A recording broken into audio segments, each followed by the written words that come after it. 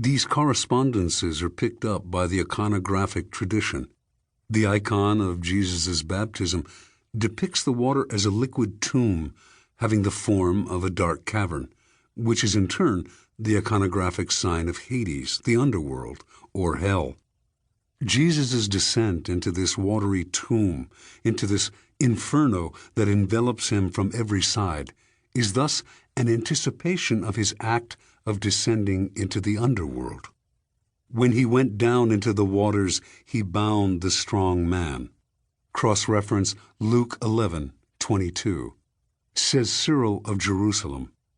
John Chrysostom writes, "Going down into the water and emerging again are the image of the descent into hell and the resurrection." The troparia of the Byzantine liturgy add yet another symbolic connection.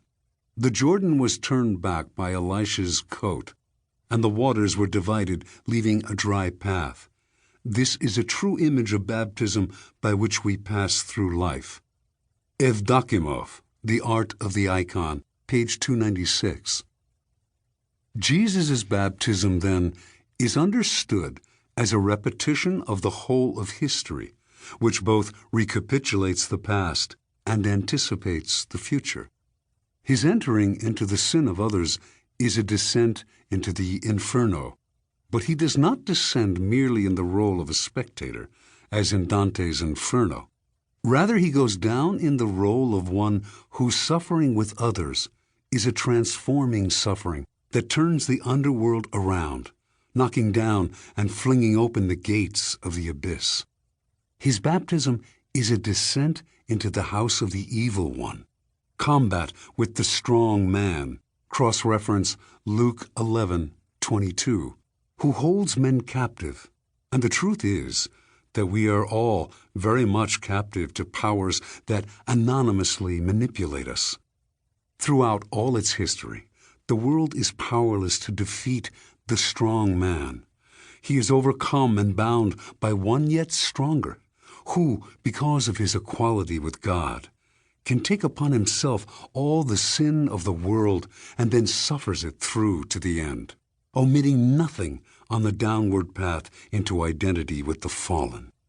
This struggle is the conversion of being that brings it into a new condition, that prepares a new heaven and a new earth.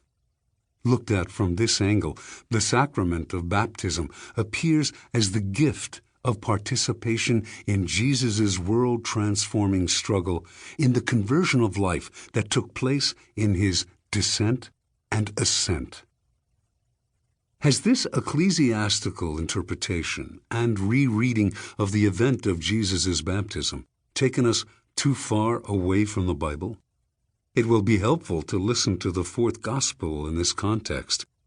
According to John, when the Baptist first sees Jesus, he says, "Behold, the Lamb of God, who takes away the sin of the world." John 1:29. These words, which are spoken before the distribution of communion in the Roman liturgy, have been the occasion of much puzzlement. What does Lamb of God mean? Why is Jesus called the Lamb? And why does this Lamb take away the sins of the world, so thoroughly vanquishing them as to rob them of any substance or reality?